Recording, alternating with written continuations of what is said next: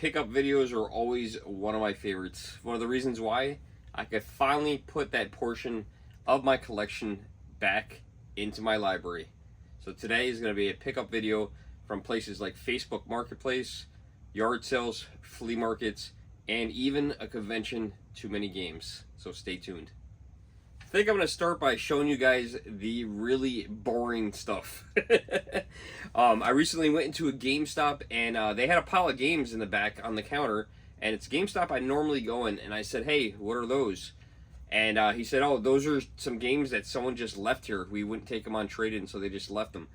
And they said, do you want them? I said, okay, I'll take them. I didn't know what they were. I said, I'll just take them. So these are the games that they were given to me. I didn't pay absolutely anything for these. And even if I use these as replacement cases, they'll work out really well. Nothing to write home about, but let's see what we got. We got Wii Fit Plus. Oh my god. Everybody has a copy of this game. I have several copies.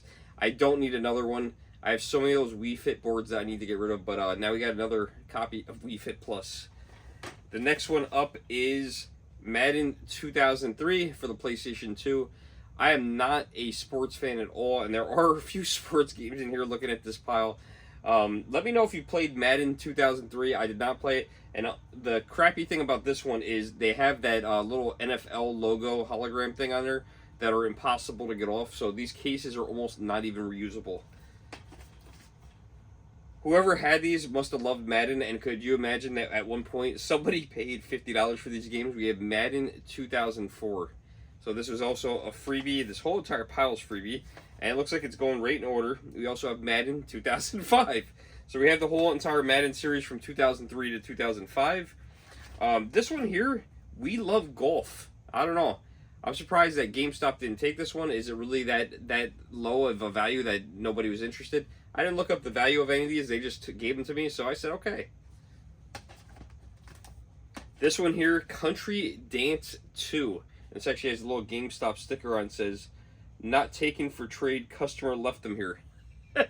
So these were just freebies. The last one we got, this one isn't that bad. Really? They couldn't sell this? Come on, give them $1 for this. I remember when GameStop would give you like a quarter or 50 cents for anything, and they wouldn't even take this. Has GameStop finally upgraded their game? Do you remember that? There was like cartridges and CDs and games that no one ever wanted. Well, apparently, Carnival Games is now one of those games that they're just not interested in. I don't think this is that bad of a game. I mean, it's not good, but it's not that bad. I actually had 4 more games that GameStop gave me, and I actually almost forgot about these. Sometimes it surprises me when I see games that they won't take in, because I remember those days where they'd give you a quarter or 50 cents for a game, and I guess they upgrade their game. I'm not surprised that they didn't take NFL Game Day 2003. And I'm not surprised they didn't take Nickelodeon Dance, because I don't know who would want to play that, unless you're looking for like a complete Wii collection, which stinks, because I guess because they won't carry these, you'll never find them at GameStop. But I was surprised that they didn't take this PlayStation 2 Greatest Hits version of the Namco Museum, and there's some good games on here. You've got Dig Dug, you've got, actually not Dig Dug, it is Dig Dug. You got Pac-Man, you got Pole Position 2. What an awesome game. I loved Pole Position. And Galaga. Why wouldn't GameStop take that game? And then I never played this one. I've heard of it. But Red Faction. Has anyone played Red Faction? Let me know in the comments below if it's a good game. It's complete in box. Not a game I ever played. Not a game I probably will play. And it is a red box. So I'll probably be getting rid of these and trying to sell them. But yeah, why wouldn't they take some of these? Apparently, singing games are a real big deal. Just like dancing games. And I don't even remember where I got this collection from. I was never into any of the karaoke stuff or the rock band stuff. But right here we have a pile of games like that. I got SingStar 90s. We've got GMT Presents Karaoke Revolutions. This is a good game. Need for Speed Carbon for the Wii. We got Forza Motorsports. Band Heroes. I'm definitely gonna sell that. And then we're gonna sell these rock bands. There are some fans of these rock bands. Rock Band Country Track Pack. I'm sure that there's a lot of people that played these back in the day. It was not me. SingStar. SingStar Pop. It goes on and on. SingStar 80s. The 80s were the best. prove me wrong. And SingStar, what does that even say? Amped. I hate when they do this weird writing. Sometimes I can't even read these. Try reading them on some of the NES games. It's impossible. It has become a tradition to go to too many games every year. Not this year, but the previous year I actually ended up going on my birthday, which is June 30th. This year, the convention wasn't on my birthday, thank God. So I got to spend my birthday doing something else. But it was pretty cool. I actually went to Spawn Wave's podcast, or whatever they call it. It was the 420th episode. And they actually asked us to ask questions.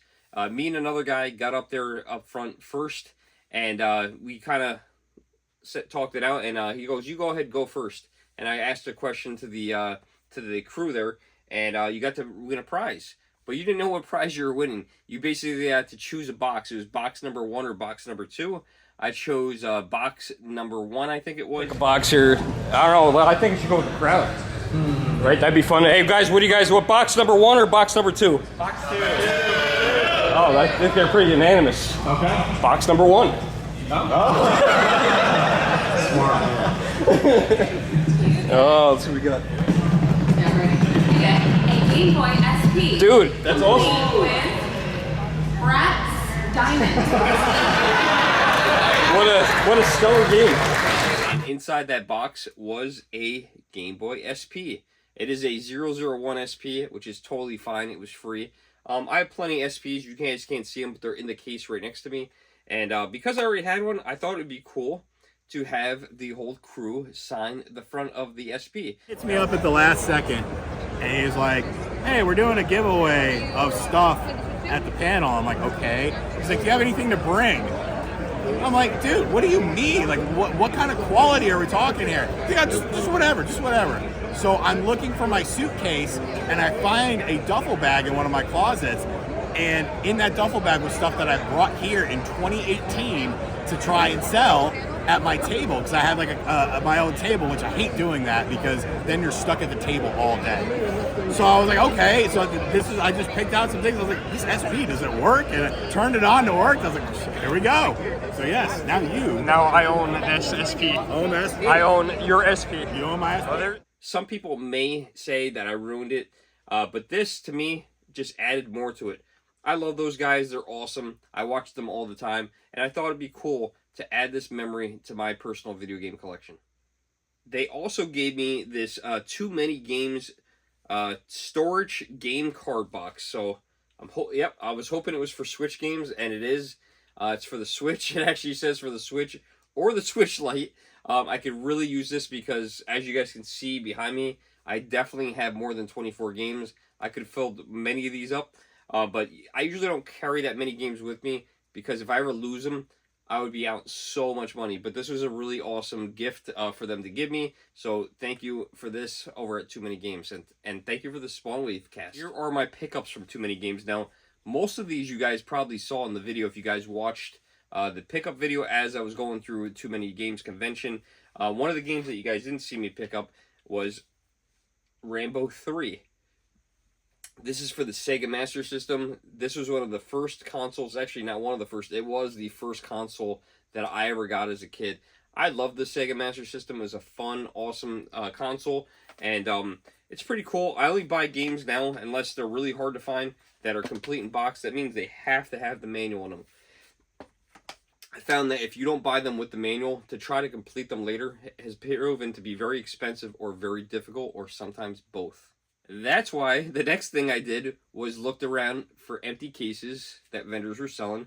Every game store has these. They have them in the back. Sometimes they want to sell them. Sometimes they don't want to sell them. It depends on whether they want to complete them or not. I did find some from multiple vendors. One I found was Mario Party 9. Now, I have a loose copy of this in my phone.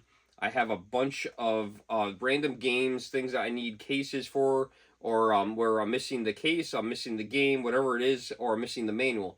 So this is going to complete Mario Party 9.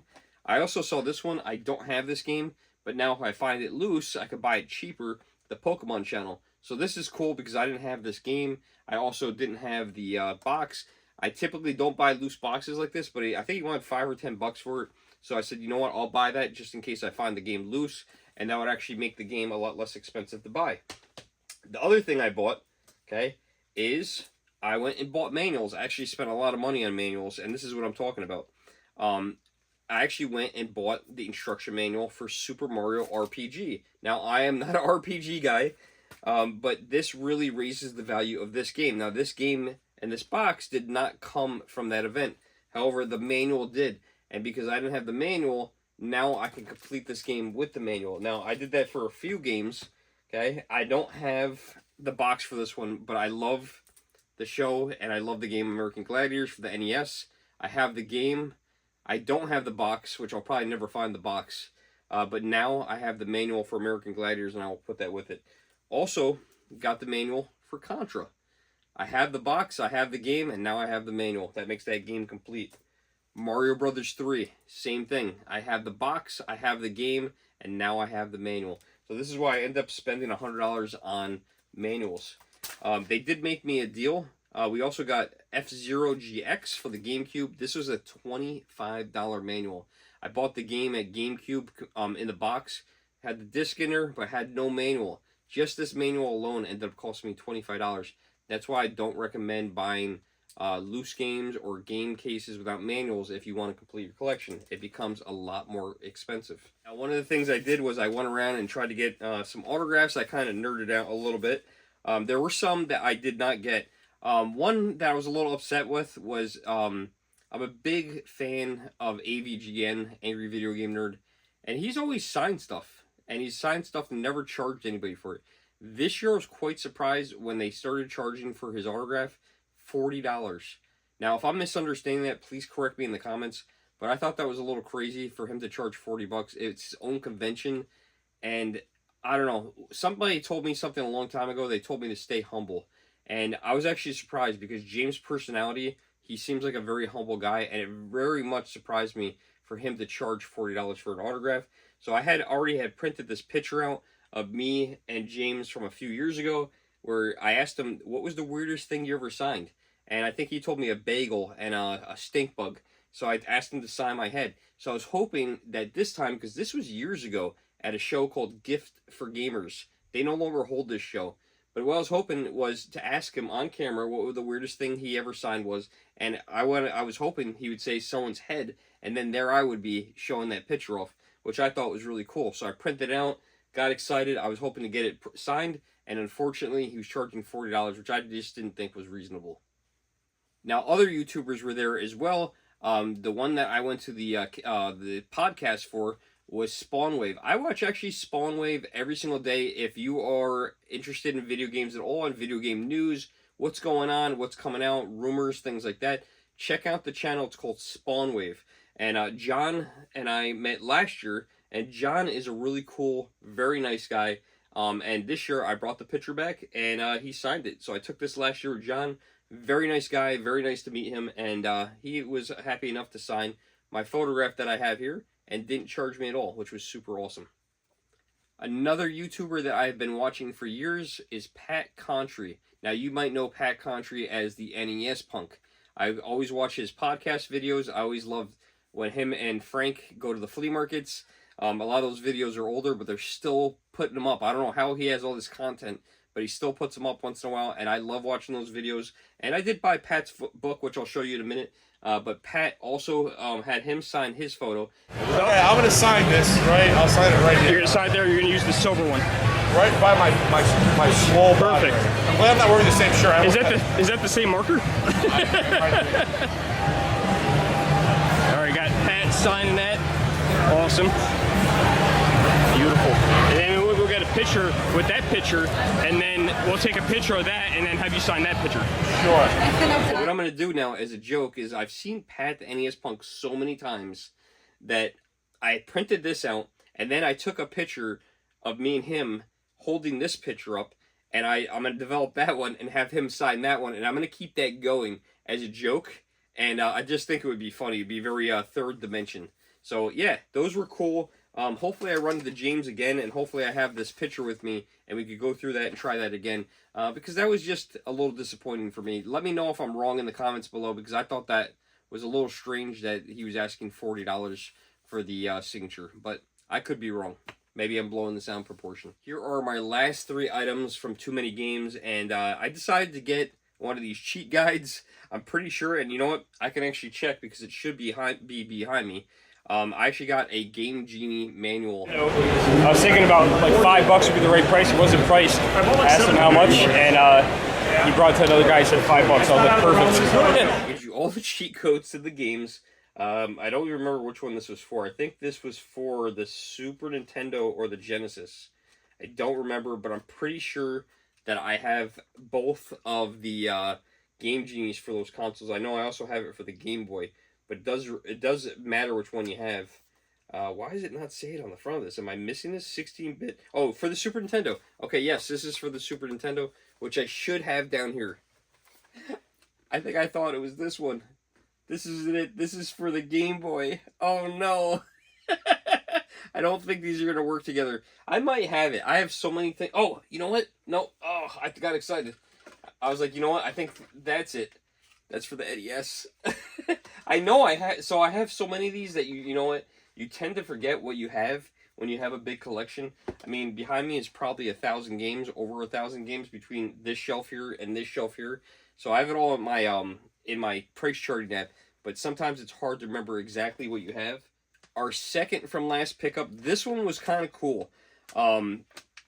At Too Many Games, I was looking for a 3DO controller, and I did not do this on purpose. The convention was closing, they were kicking us out, and as I was walking out, and I had been all over the show, I tried to stay all the way to the end. You know, as crowds kind of thinned out, it made it easier to find things. There was just a lot of people there at the beginning. Just walking in, I waited in a line. It was like a 1/4 mile long. I actually measured that with my phone. Somehow, the convention, they got through that in 45 minutes, was really, really quick. So I commend them for that, because that was amazing to get everybody through and getting tickets through security and into the show. So they did a really fantastic job with that. But as I was walking out, I found one of the things I was looking for, a 3DO controller. Now, I was walking out, 3DO controller. That was the last thing we were looking for. I have a 3DO, and I've been looking for a second controller. The vendor was asking $50 for this. I got him down to $40, which unfortunately is retail value, but these are really hard to find. So I was willing and happy to pay $40 for this. So I'm excited to have a second 3DO controller. So this way, if I have somebody to play with, now we can play together. The weird thing about these controllers is they're actually what they call daisy chained. The only other console I've seen do something like this that I can think of is the Wii, when you can hook up a classic controller to a Wii remote, which is really weird. And it's kind of cool because it does make that not connected to the TV, but this one's weird because one controller is plugged into the console and the other one connects to the other controller, which is kind of strange, but I guess it works, right? Our last thing from Too Many Games, I have bought every one of Pat Contry's books from the NES, the Super Nintendo, and the Nintendo 64. I believe that is his complete collection. And he just wrote this 3rd book. It is the Guide to the Nintendo 64 Library from 1996 to 2002. Stuff. There's Pat, the NES punk. There he is. His brand new book for the N64. We already got the one for the Super Nintendo I was just telling you guys about, as well as the one for the NES. He had a couple editions of this. I think there's 3. I just bought the most basic one.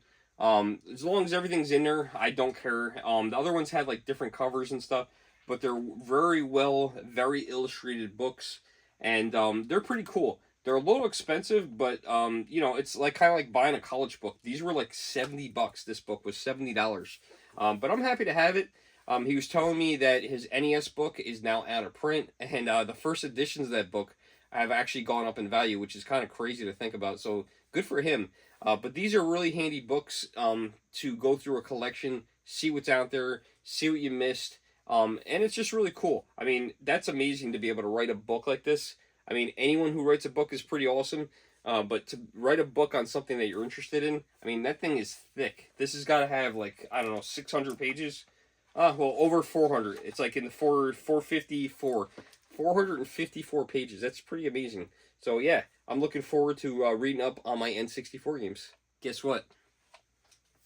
Got the guide, looked down, found it. I did have it.